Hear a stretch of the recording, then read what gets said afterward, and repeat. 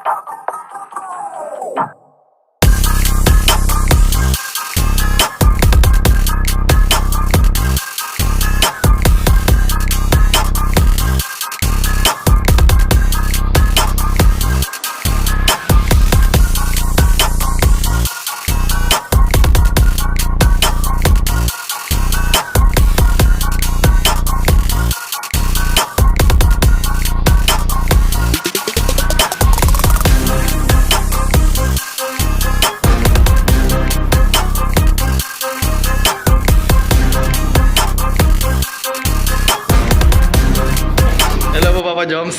Ayan. Kamusta po? Ilang minutes ka pa po? Ano pa ako? 7 minutes. Ay, grabe, matagal na po. Kamusta naman po? Nabalitaan ko po na parang naging bad boy ka po nung mga nakarang araw pa. Grabe. Yeah. Naiba yung look mo kay Jomar ah. Kaya nga eh. Parang medyo ano ka po ngayon, tumigas-tigas. Ano na? Parang tumigas ka po, naging bad boy po. Siyempre. Grabe. Kasi ano, naman ang ano, Sweet. sweet boy. Sweet boy. Ano ka na po ngayon? Na matigas na din na bumaro po? Tigas. Okay po. Tigas ano? Pero ayos ka na po, ayos na. Sakto na ako. May mga itatanong lang po ako, tapos ikaw po kung gusto niyo sagutin, pwede naman din pong hindi. Nasa inyo po kung sasagutin niyo. Okay po? Okay po. Easy, hard. Ang mga ano lang po, sakto lang po na mga tanong, mga nakikita-kita ko lang po mga issue. Siya po, okay lang po.